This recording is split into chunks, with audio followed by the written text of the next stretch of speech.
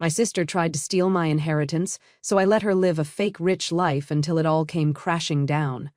Growing up, Vanessa was the golden child, homecoming queen, straight-A student, Dad's obvious favorite. I was the family disappointment, the one who lacked ambition, according to our father. What they never understood was that I simply valued different things. While Vanessa collected academic awards, I collected information. While she charmed everyone in the room, I observed everyone in the room. Our childhood home was a battleground of expectations. Dad's corner office displayed Vanessa's trophies like treasures in a museum.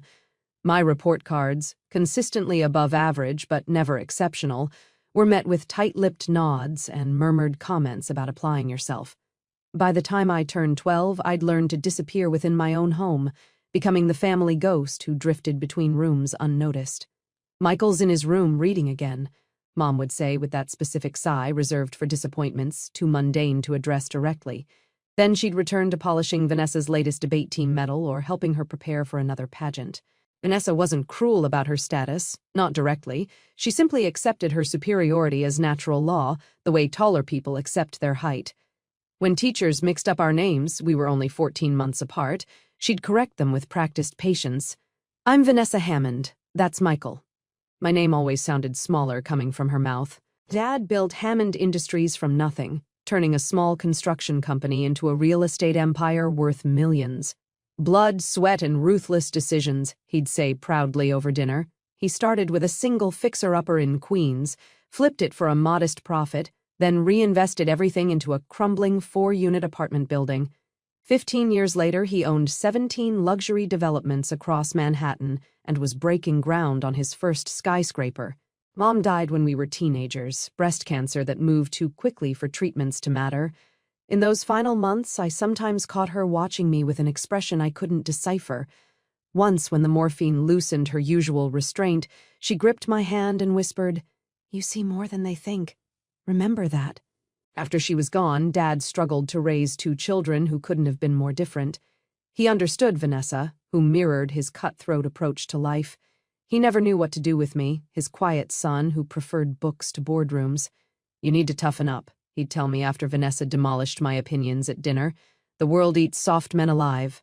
Then he'd toast Vanessa's latest achievement, never noticing how she'd glance at me with that mixture of pity and triumph. The summer I turned 18, Dad insisted I intern at Hammond Industries. "Time to learn the family business," he declared, not bothering to ask if I was interested. I was assigned to the accounting department, a windowless room where 3 overworked employees processed payments for Dad's empire. They barely acknowledged me, too busy keeping up with invoices and expense reports. But in that fluorescent-lit purgatory, I discovered something unexpected. I had a talent for patterns. Numbers spoke to me. Discrepancies glowed like neon signs. On my 3rd week, I noticed something odd, a series of payments to a vendor that didn't exist. When I brought it to the department head's attention, he blanched. "Where did you find this?" he asked, voice tight. "The vendor code doesn't match our system," I explained, "and the address is a mail drop." He snatched the papers from my hand. "I'll handle it. Don't mention this to anyone." 2 days later, the department head was gone. Dad called me into his office. "Apparently you found something," he said, studying me with new interest. I nodded. Wilson was skimming nearly 50,000 over 2 years. I waited for praise that didn't come. "Next time, bring something like that directly to me. The chain of command exists for a reason." That was it. No acknowledgement that I'd saved him money, no recognition of my attention to detail, just a reminder that I'd failed to follow protocol. Later that day, Vanessa cornered me in the break room. "Dad's actually impressed," she said, stirring artificial sweetener into her coffee. "Don't get used to it." That night, I made a decision. If Dad wouldn't see my value, I'd find it elsewhere. I declined his offer to continue at Hammond after the summer, claiming I wanted to find my own path. The disappointment in his eyes was familiar territory. I enrolled at NYU, majoring in economics with a minor in computer science. Dad paid the tuition without complaint, but never asked about my classes. Vanessa, meanwhile, attended Princeton and made the dean's list every semester. Her summer internships at prestigious firms earned mentions in business journals. Dad framed the articles in his office. During my junior year, I applied for a job at Hammond Industries using a fake identity. John Reynolds had a fabricated resume with just enough experience to qualify for an entry-level maintenance position. The hiring manager barely glanced at my application before adding me to the roster. Hammond was expanding rapidly, and they needed bodies. My first day as John Reynolds, I cleaned the executive bathrooms and emptied the trash in Dad's office while he sat 3 feet away on a conference call. He never looked up. "Thanks," he muttered when I placed a fresh coffee on his desk, his eyes fixed on spreadsheets. I almost laughed at the irony, the first genuine gratitude I'd received from my father in years, and he had no idea it was me. Working maintenance taught me more about Hammond Industries than any executive training program could have. I learned which managers treated staff with respect and which ones left messes for others to clean up. I discovered how information flowed through the building. Administrative assistants who knew everything, security guards who saw everyone come and go, janitorial staff who worked after hours and witnessed secrets. Most importantly, I gained access. My badge opened doors throughout the complex. No one questioned a maintenance worker entering server rooms to check the temperature or visiting accounting to fix the thermostat. I gathered information methodically, creating a shadow understanding of my father's empire. For 7 years, I lived this double life. Michael Hammond finished his degree, then pursued a master's, always vaguely figuring things out. According to family conversations, John Reynolds became the most reliable maintenance worker at Hammond Industries, the guy who could fix anything and never caused problems. Vanessa, meanwhile, rose meteorically. After Princeton, she joined Hammond officially, becoming Dad's protégé. Her office was 2 doors down from his, her name appearing on press releases about company initiatives. At family dinners, they discussed deals and developments, while I contributed occasional comments about books I'd read or places I'd traveled. What neither of them knew was that I was studying Hammond from the inside out, learning its weaknesses and strengths, understanding how every component functioned. I wasn't building a case against them, not initially. I was simply satisfying my own curiosity about how things actually worked, versus how Dad claimed they did. Then I discovered the first discrepancy. It was small. An invoice approval for consulting services that didn't match any deliverable. The signature was Vanessa's. I might have dismissed it as an oversight, except I found another the following week and another. Over months, a pattern emerged. Vanessa was systematically skimming from multiple departments using her authority to approve payments to shell companies she controlled. The amounts were calculated precisely to avoid triggering automatic reviews, never large enough to raise immediate alarms, but consistent enough to accumulate significantly. I documented everything but said nothing. This information was valuable, but only if used at the right moment. The year I turned 30, Dad was diagnosed with aggressive pancreatic cancer. He was gone within months. The final weeks were a study in contrasts. Vanessa took compassionate leave, making a show of organizing his care and consulting specialists. She'd sit by his hospital bed, holding his hand, while photographers from company newsletters captured her devotion. I visited during off hours, sitting quietly in the dim light, sometimes reading aloud from books he'd never appreciated. During one such evening, he stirred from a morphine haze and really looked at me for the first time in years. "Michael," he said, voice barely audible, "you're a disappointment." I nodded, expecting nothing else, but he continued, struggling for breath. "Maybe that's my failure, not yours." Before I could respond, he drifted back to sleep. He never mentioned it again, and I was left wondering if it had been the drugs talking or a moment of genuine reflection. At the reading of the will, Vanessa sat with perfect posture in her designer black dress, rehearsed tears glistening. She'd always performed grief beautifully. I wore the only dark suit I owned and genuine numbness. "To my daughter Vanessa, pride of my life," the lawyer read. "I leave 20% of Hammond Industries and my summer home in the Hamptons." Vanessa's smile faltered slightly. 20% wasn't control. "To my son Michael, who has always disappointed me, but might yet surprise us all, I leave the remaining 80% of Hammond Industries, the Manhattan penthouse, and all remaining assets, with one condition." The room went silent. "Michael must prove his business acumen by increasing company value by 15% within 2 years, or everything transfers to Vanessa." My sister's expression shifted from shock to calculated victory in seconds. Everyone knew I had no business experience. My father's final act had been setting me up to fail. What nobody realized was that I'd been working at Hammond under a different name for 7 years.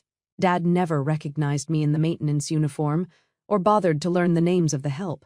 I knew more about our operations than anyone. That night, Vanessa called me. "I'll buy your shares now for $5 million, she offered magnanimously. "Save yourself the humiliation." "I think I'll try my luck," I replied. "Don't be stupid, Michael. You'll lose everything." She was already spending my inheritance in her mind. "I've never been good at taking the easy way out," I said. "Dad taught me that much, at least."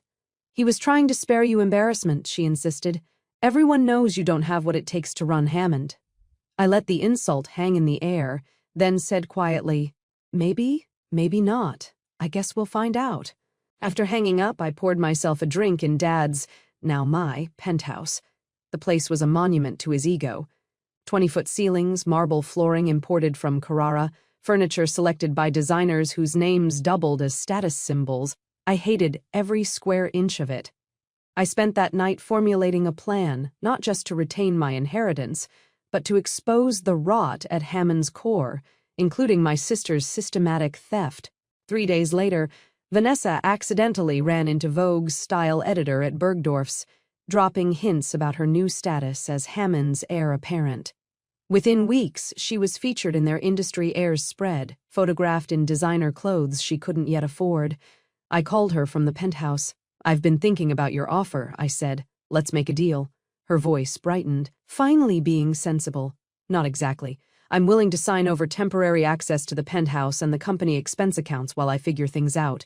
In exchange, you front as the face of Hammond." "Why would you do that?" Suspicion laced her voice.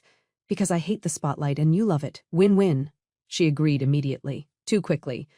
What Vanessa didn't know was that I'd already discovered the offshore accounts she'd been secretly diverting company funds into for years. The next morning, I moved into a modest apartment in Brooklyn.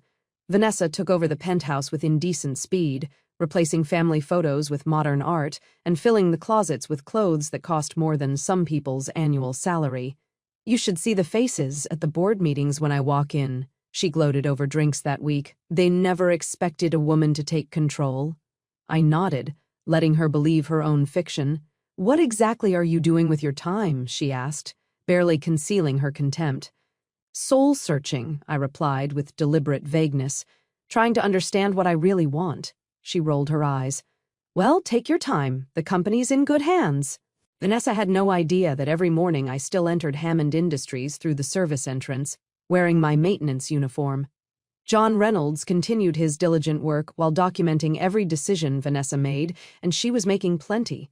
Within a month, she was hosting lavish parties at the penthouse, positioning herself as Manhattan's newest socialite.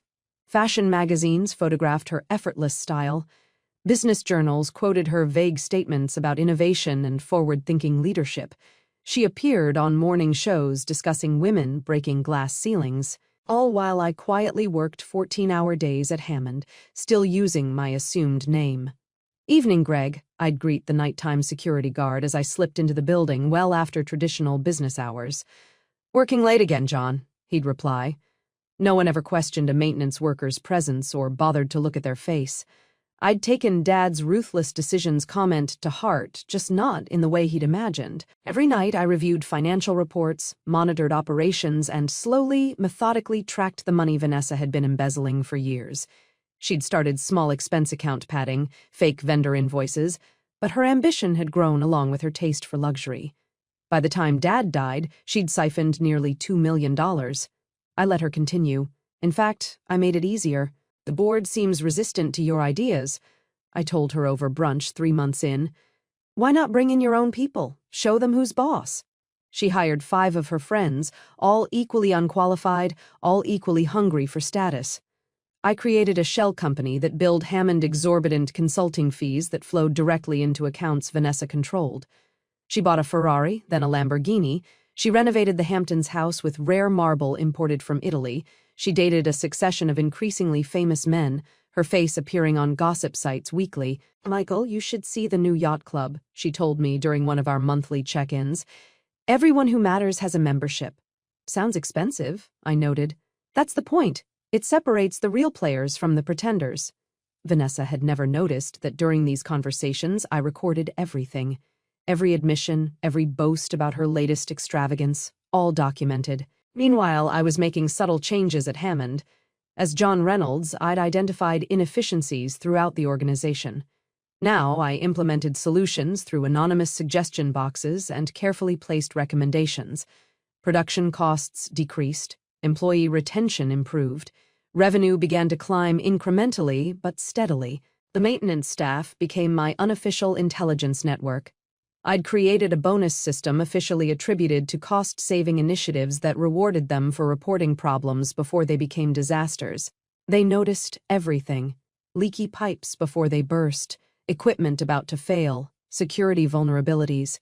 "John, you're a miracle worker," said Carmen, the head of housekeeping, after I'd fixed the industrial washing machine for the third time. "You should ask for a raise." I smiled. "I'm good where I am, but thanks." In truth, I was exactly where I needed to be, invisible to those at the top, indispensable to those at the bottom. 6 months after Dad's death, Hammond's value had increased by 7%. The board was cautiously optimistic but confused. Vanessa took full credit during meetings I monitored remotely, claiming her strategic vision was transforming the company. After hours, I continued implementing improvements that no one but the maintenance staff witnessed. Vanessa's embezzlement accelerated proportionally with Hammond's success. The more money the company made, the more she diverted to her personal accounts. She became bolder, taking weekend trips to Paris, commissioning a portrait of herself for the company lobby, buying rare wines by the case. One evening, I invited her to dinner at an exclusive restaurant she'd been trying to get reservations at for months. "How did you manage this?" she asked, genuinely impressed as we were seated at the best table. "I know the owner," I said simply. What I didn't mention was that his daughter worked in Hammond's accounting department, and I'd helped her expose a payroll issue that would have cost her job. During dinner, Vanessa mentioned her latest profile in Business Insider. "They're calling me the new face of real estate development," she preened. "The board is finally taking me seriously." I smiled. "Speaking of the board, they've called an emergency meeting tomorrow morning." Her champagne glass paused halfway to her lips. "Why wasn't I informed?" "You're being informed now," I said pleasantly. 9 a.m. sharp. What's it about?" A note of anxiety crept into her voice. "I believe it's about the company's financial performance. Nothing to worry about." She relaxed visibly. "I've been meaning to present my new expansion strategy anyway. Perfect timing." Then that night, I returned to my Brooklyn apartment and removed John Reynolds's Hammond Industries ID badge from my wallet. After 7 years, it was time for John to retire. The next morning, I arrived early, dressed in a tailored suit rather than my usual maintenance coveralls. "Greg." The security guard did a double take. "Morning, Mr. Hammond," he said, finally recognizing me. "Morning, Greg. How's your daughter enjoying NYU?" His eyes widened. "She loves it. Thank you again for the scholarship recommendation." I nodded and headed upstairs. The executive elevator felt strange after years of using service elevators and back staircases. The weight of what I was about to do settled on my shoulders. Neither comfortable nor uncomfortable, simply necessary. The boardroom was already full when Vanessa strode in at 9:07, dressed impeccably in a power suit that probably cost more than most people's monthly mortgage. "Good morning, gentlemen," she began confidently. "I understand there are some concerns." "Take a seat, Vanessa," I interrupted from the head of the table. She froze, confusion washing over her face. "Michael, what are you doing here?" "I work here," I replied calmly. "I always have." I nodded to the company's head of security, who distributed folders to everyone in the room. "What's happening?" Vanessa demanded, her voice rising. "The board has called this meeting to address the systematic embezzlement of company funds over the past 5 years. The blood drained from her face. These folders contain detailed documentation of funds diverted through shell companies, falsified expense reports, and offshore accounts. The total currently stands at just over $7 million. "This is ridiculous," she sputtered. "I'm the face of Hammond Industries. I run this company." "Actually," said Walter Chen, our longest-serving board member, "you own 20%. Your brother owns 80% and has been effectively running operations for years. Apparently, we just didn't know it." I opened my own folder. "You'll also find documentation of the improvement in company valuation over the past 11 months. We're currently at a 22% increase, exceeding my father's requirement 7 months ahead of schedule." Vanessa lunged for the folder in front of me. "You set me up." "No," I said quietly. "I gave you exactly what you wanted. The spotlight, the acclaim, the lifestyle. You're the one who chose to steal from the company to maintain it. I deserved more than 20%, she hissed. Dad always preferred me. Dad preferred what you pretended to be, I corrected. I preferred understanding how things actually worked. The next hour was brutal. The evidence was irrefutable. Vanessa's carefully constructed facade crumbled with each new document presented. By the end, she was sobbing, mascara tracking down her perfectly contoured cheeks. What happens now? She asked, voice barely audible. That depends on you, I said. Option 1, we press charges for embezzlement, fraud, and conspiracy. You'll likely serve 3 to 5 years, minimum security. The board members shifted uncomfortably. Option 2, you resign from Hammond Industries, effective immediately. Return the remaining stolen funds and sell your 20% stake to the company at fair market value. And if I refuse? I slid one final document across the table. This is a draft of the press release that will go out detailing your activities.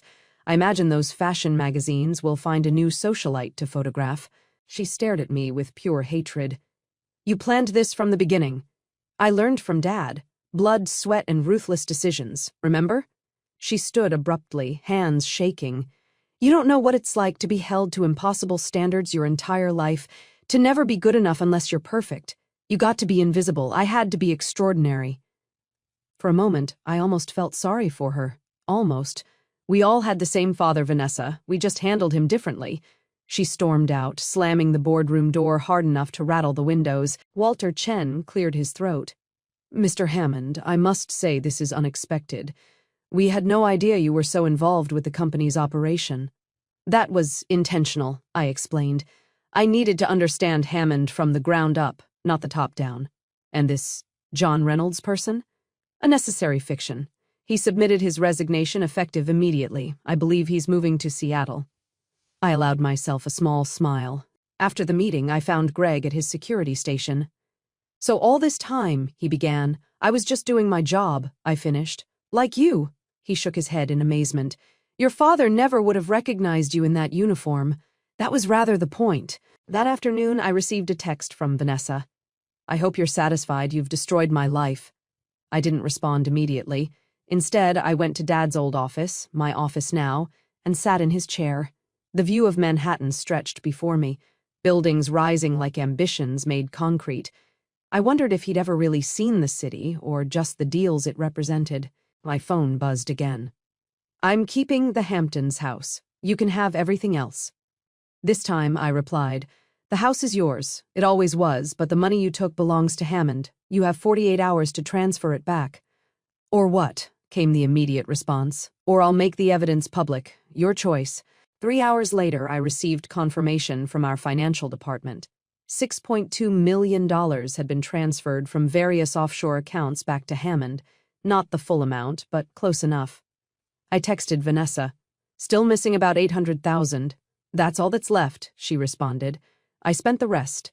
I believed her. Vanessa's lifestyle had been aggressively extravagant. Between the cars, clothes, and countless parties, I was surprised she'd managed to save as much as she had. We'll consider the debt settled, I wrote back. Goodbye, Vanessa. She didn't respond. The next week was a whirlwind of transition. I officially introduced myself to employees who'd known me only as John. Some were shocked, others nodded knowingly, as if they'd suspected all along. A few avoided my gaze, perhaps remembering how they treated the maintenance worker who turned out to be the owner. I moved back into the penthouse, but immediately began renovations. The ostentatious fixtures Dad had installed were replaced with simpler, more functional designs. The marble floors gave way to sustainable hardwood. The spaces became warmer, more welcoming. My first official act as CEO was to implement a company-wide minimum wage of $25 per hour, well above the industry standard. My second was to create a profit-sharing program for all employees, not just executives. The board questioned both decisions until I showed them the projections. Improved retention, reduced training costs, increased productivity. This isn't charity, I explained. It's good business. 3 months later, I sat in the penthouse, now redecorated to my much simpler tastes, looking at the latest financial reports. Hammond Industries was up 31% year over year. The door buzzer rang. Package for you, Mr. Hammond, said Greg from the lobby. It was a magazine, the latest issue of Business Insider with my face on the cover. The real Hammond, How Michael Hammond quietly transformed his father's legacy. I tossed it aside without reading it. My phone buzzed with a text from Vanessa. "Congratulations on the cover. Enjoying your spotlight now?" I didn't respond. She'd taken the settlement and moved to Arizona, where her money would last longer away from Manhattan prices. Last I heard, she was dating a local real estate developer, already working her way into his company. Instead, I called Jessica Chen, Walter's daughter and our new head of community investment. "How's the affordable housing project in Queens coming along?" I asked. "On schedule. The first families move in next month." "And the scholarship program?" 25 students starting this fall. This was the legacy I wanted to build, not the one of ruthless decisions, but one of quiet impact. Dad never understood that my lack of ambition was actually a different kind of ambition altogether. That evening, I put on my maintenance uniform and walked the Hammond building after hours, checking in with the cleaning staff, the security team, the people who actually kept the company running. I knew all their names, their stories, their struggles and triumphs. Greg caught me adjusting a thermostat on the 11th floor. "Sir, you don't need to do that anymore," he said respectfully. "You could hire someone." I smiled. Some habits are hard to break. Besides, you learn a lot about a place when you're fixing what's broken. As I left the building that night, I passed the wall of company leadership portraits. Dad's stern face glared down from his gold-framed position of honor. Beside it now hung my own portrait, much simpler in its framing. And beneath both pictures, I'd added something new, a wall recognizing long-serving employees from every department, with Greg's 20-year service photo prominently featured. Vanessa had wanted the Hammond name to open doors. I wanted it to build them for people who deserved a chance. Over the next year, Hammond Industries continued to thrive under my leadership. We expanded into affordable housing developments, creating beautiful, sustainable communities and neighborhoods that had been neglected for decades. Our commercial properties adopted green technology and prioritized local businesses as tenants. The Hammond workforce grew more diverse with promotion pathways established for employees from all departments. Dad would have hated most of it. His vision of success had been narrowly defined by profit margins and personal luxury. Mine encompassed something broader: sustainable growth, community impact, employee well-being. I thought about Vanessa occasionally, wondering if she'd found what she was looking for in Arizona. I hadn't heard from her since that text about the magazine cover, which was probably for the best.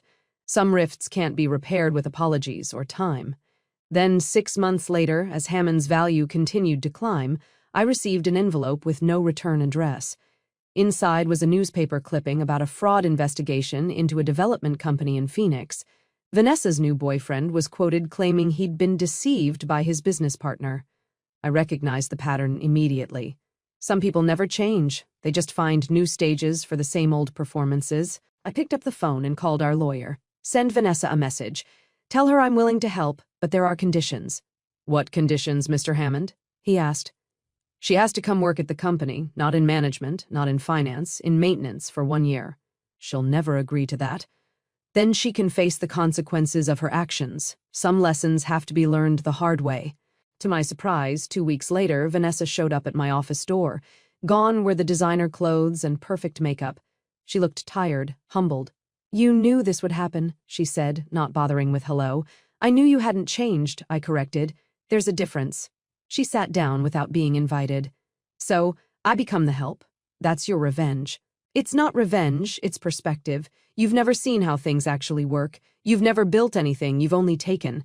And you think scrubbing toilets will transform me?" She couldn't keep the bitterness from her voice. "I think understanding the people who make your life possible might." She laughed, a hollow sound. "Dad would hate this." Dad never understood what really made Hammond successful. It wasn't his ruthlessness, it was the people who showed up every day despite it. Vanessa started the following Monday, assigned to the maintenance team that serviced our mid-level properties. She lasted 3 days before calling me. "This is inhumane," she snapped. "Do you know what they had me cleaning today?" "Life is messy," I replied. "Some of us just pay other people to deal with our messes." "I'm not doing this for a year, it's degrading." "Then I can't help you with your legal troubles." There was a long silence. "I don't understand you, Michael. You have everything now. Why do you still dress like them? Why do you care?" "Because Dad raised you to believe success means having people beneath you. He raised me to believe I was beneath everyone. We were both wrong." After I hung up, I wasn't sure if she'd show up the next day, but she did, and the day after that, slowly, something began to change. The calls complaining about the work stopped. Instead, she'd occasionally text observations or questions about operations. 3 months in, she proposed a more efficient cleaning schedule for one of the buildings that actually made sense. By month 5, she'd been promoted to team lead for her maintenance group. Not because of her last name, her supervisor had no idea she was related to me, but because she'd earned it. Carmen, the head of housekeeping I'd known for years, stopped by my office one afternoon. "That new girl, Vanessa, she's something else," Carmen said, clearly impressed. "Started out useless as a third shoe, but now works harder than most. Fixed the break room microwave herself yesterday." I hid my smile. People can surprise you. The anniversary of Dad's death came and went. I visited his grave alone, standing in silence before the ostentatious monument he'd specified in his will. "I did it my way," I finally said to the cold marble. "Not yours, not Vanessa's, mine." On my way out, I was surprised to see Vanessa entering the cemetery. We hadn't spoken outside of work matters in months. She nodded at me but continued toward Dad's grave without stopping. That night she called. "I get it now," she said without preamble. "What you were trying to show me." "And what's that?" "That we're not better than anyone else. That Dad was wrong about what matters." Her voice had lost its brittle edge. "The woman I work with, Maria, she invited me to her daughter's quinceañera this weekend. Her daughter's dream is to be an architect." "That's nice," I said, uncertain where this was going. "I thought maybe Hammond could use a scholarship program for architecture students from neighborhoods like Maria's."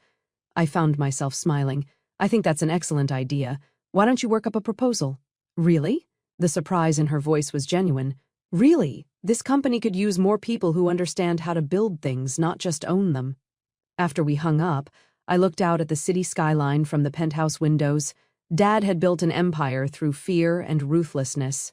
I was rebuilding it through something else entirely. The following week, Vanessa delivered a detailed proposal for the scholarship program. It was thoughtful, comprehensive, and financially sound. As she presented it to the community investment team, I watched from the back of the room. This version of my sister focused on creating opportunity rather than claiming status was someone I'd never met before. "We could start with 5 scholarships," she was saying, "targeting high-performing students from the neighborhoods where Hammond properties are located. Full tuition, books, living stipend, everything they need to focus on their education." Jessica Chen nodded approvingly. "I like it, but why stop at 5? With Hammond's resources, we could sponsor 20 students annually." Vanessa's eyes widened. 20? That would be amazing. "Draft a budget for both scenarios," I suggested, speaking up for the first time. "Let's see what's feasible." After the meeting, Vanessa lingered.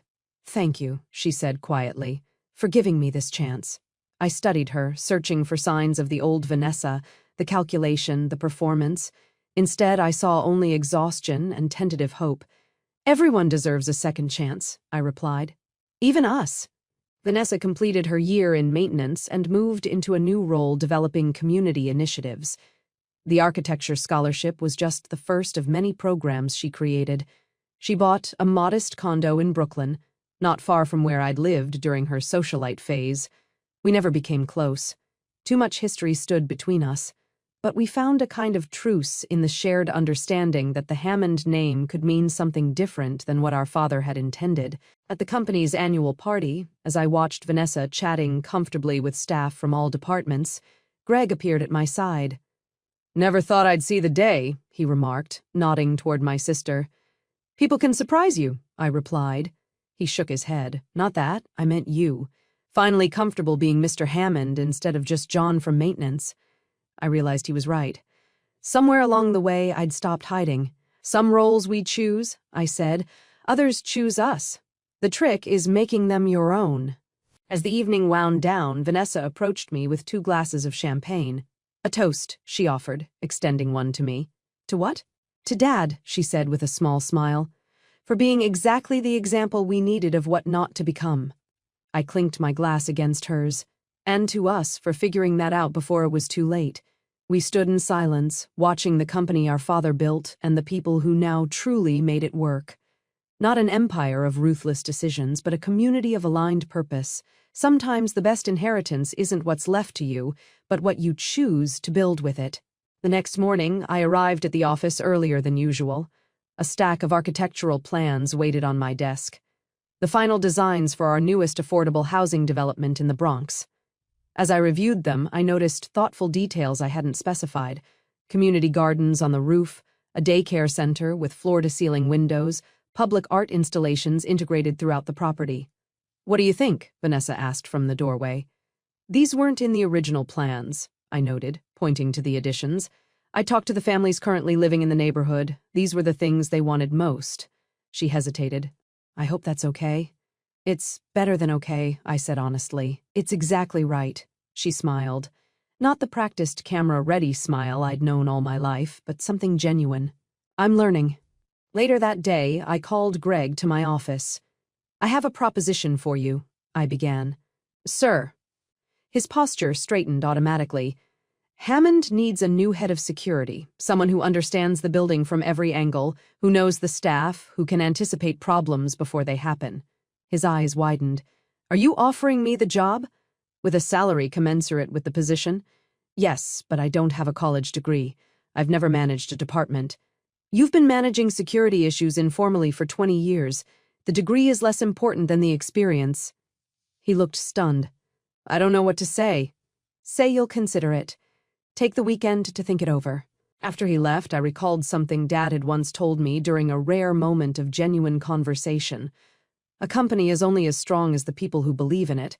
He'd meant it as a justification for his ruthless management style. Fear creating compliance. But there was another interpretation, one where belief stemmed from loyalty freely given, from purpose shared, from dignity recognized. That evening, as I walked through the building, I noticed Vanessa in the community room surrounded by architectural drawings. She was meeting with a group of high school students, our first cohort of scholarship prospects, helping them understand the basics of building design. "The most important thing to remember," I overheard her saying, "is that buildings aren't just structures. They're homes, workplaces, gathering spots. They shape how people live. So when you design, think about the lives that will unfold inside." I stepped away without interrupting. Some lessons are better learned through doing than being told. Vanessa was finally building something of value, not just for herself, but for others. As I headed toward the exit, I passed the maintenance room. The door was open, and inside the evening crew was gathering for their shift. "Mr. Hammond," Carmen called out. "Come meet our new team member." I stepped inside to find a young man in a too large uniform, looking nervous but determined. "This is Diego, Maria's son," Carmen explained. "The one who wants to be an architect. He's working evenings to help pay for school." I extended my hand. "Welcome to Hammond, Diego." "Thank you, sir," he replied, his handshake firm despite his nervousness. "Ms. Vanessa said I should learn how buildings work from the inside out before I try to design them." I couldn't help but smile at the familiar philosophy. She's absolutely right. Later that night, alone in the penthouse, I pulled out the old maintenance badge I'd kept as a reminder. John Reynolds had served his purpose, teaching me what Dad never could, that real power comes from understanding every level of a system, not just controlling it from above. My phone buzzed with a text from Vanessa. "The scholarship committee approved all 20 students. We start interviewing next week." I replied simply, "Well done." 2 years after Dad's death, Hammond Industries had transformed from a symbol of wealth concentration to a model of community investment. Our developments won awards not just for design, but for innovation in affordable housing. Our scholarship program expanded to include trades, technology, and business. The Hammond name, once known primarily in luxury circles, now appeared on community centers, public parks, and education initiatives. We'd taken Dad's legacy and turned it inside out, revealing the potential that had always existed beneath the ruthless exterior. One rainy Tuesday, Vanessa stopped by my office holding a worn cardboard box. "Found this while cleaning out the storage unit at the Hamptons house," she explained, setting it on my desk. Inside were old family photos, Mom holding us as infants, Dad teaching toddler Vanessa to swim, teenage me reading beneath a tree, fragments of a family narrative I barely recognized. "I thought you might want these," Vanessa said, oddly hesitant. "There's more history than just the Hammond Industries story." I picked up a photo of the 4 of us, the only one I could remember where everyone was genuinely smiling, some long-forgotten vacation, before ambition consumed Dad, before illness took Mom, before expectations divided siblings. "Thank you," I said, surprised by the emotion in my voice. I'd forgotten what we looked like together. Vanessa nodded, understanding without explanation. "We can't change the past." "No," I agreed, "but we're doing okay with the present." As she turned to leave, I called after her. "Vanessa, the Architectural Scholarship Program. It's making a difference. Dad would never have understood its value, but Mom would have." She smiled slightly. "That's exactly what I thought when I proposed it." Sometimes healing happens in unexpected ways. Through work that matters, through truth acknowledged, through foundations rebuilt rather than facades maintained. Greg accepted the head of security position. Carmen moved into a newly created facilities management role. Diego started his first year of architecture school while working weekends at Hammond. Life settled into a rhythm I'd never experienced before. Purposeful, connected, transparent. No more double identities, no more hidden observations, just the daily work of building something worthwhile. 6 months later, the lawyer who had read Dad's will contacted me. "Mr. Hammond, there's something I think you should know about your father's will." "What about it?" I asked, concerned by his tone. "There was an earlier version before the final one with the conditional inheritance, and in that version he left everything to Vanessa, everything." The lawyer paused. "He changed it just 2 weeks before he died." I sat with this information, turning it over in my mind. "Did he say why?" "He mentioned something about seeing potential he'd overlooked and something about maintenance reports that were unexpectedly thorough." A chill ran through me. Had Dad somehow discovered my secret identity in those final weeks? Had John Reynolds's attention to detail finally caught his attention? "Thank you for telling me," I said finally. That evening I visited Dad's grave again, this time with new questions that would never be answered. Had he known? Had he glimpsed something authentic in me just before the end? Or was the conditional inheritance just another test, expecting me to fail? "It doesn't matter now," I told the silent headstone. "The company's stronger than it ever was under your leadership. Different, but stronger." As I turned to leave, I noticed fresh flowers already placed at the base of the monument. Vanessa had been there earlier. We were still circling the same center, just no longer colliding. Back at the penthouse, I opened a bottle of Dad's favorite scotch, an indulgence I rarely permitted myself, and raised a glass to the Manhattan skyline. "To ruthless decisions," I said to the empty room, "and to the strength it takes to make different ones."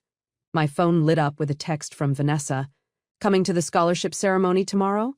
"Wouldn't miss it," I replied. The next day, 20 students accepted their Hammond Architecture scholarships in the company's newly renovated community space. Parents cried. Board members applauded. Vanessa gave a speech about building futures that made even Walter Chen discreetly wipe away a tear. I stood at the back watching not just the ceremony but the room itself. Maintenance workers who'd taken their lunch break to attend, security personnel positioned by the doors, administrative staff filming on their phones to share with absent colleagues. The invisible support structure that made everything else possible now visible and celebrated. After the ceremony, Diego's mother, Maria, approached me. "Mr. Hammond," she said, her voice thick with emotion. "I've cleaned Hammond buildings for 15 years. Never thought my son would be designing them someday." "He earned it," I assured her. "We just provided the opportunity." "No," she corrected gently. "You changed what was possible. That's different." As the crowd dispersed, I found Vanessa standing by the windows watching the students take photos with their families. "Remember when Dad used to say there are winners and losers in this world?" she asked without turning. "Every day at dinner," I confirmed. "I think he was wrong," she said simply. "There are builders and takers. We get to choose which we'll be." I nodded, the truth of it settling into place. "Which is why I let you face the consequences of your choices. You needed to see both sides clearly." She was quiet for a moment. "I hated you for that, for the humiliation, for making me start over from nothing. I know, but now I think it's the only thing that could have saved me from becoming exactly like him." She finally turned to face me. "So, thank you, I guess, for being ruthless in the right way." I thought of Dad changing his will in those final weeks. Perhaps seeing something in me he'd missed all along. Maybe the real legacy he'd left wasn't Hammond Industries, but the object lesson of his life. What to embrace, what to discard. "We're still Hammonds," I said. "Just different kinds than he imagined." Vanessa smiled at that. Maybe that's the real inheritance, the freedom to rebuild. Outside, rain began to fall on the city our father had tried to conquer and that we were now trying to serve. Buildings disappear eventually, fortunes change hands, names fade from memory, but the impact of choices to take or to build, to hoard or to share, to destroy or to repair, ripples outward long after the decision-makers are gone. I thought about the employee recognition wall, now expanded to include maintenance staff, security personnel, administrative teams. The invisible made visible, the essential acknowledged. Sometimes the most powerful transformations happen not through destruction but through quiet, persistent reconstruction. Day by day, choice by choice, rebuilding what was broken into something stronger than before. Dad had taught us about power, but we had taught ourselves about purpose.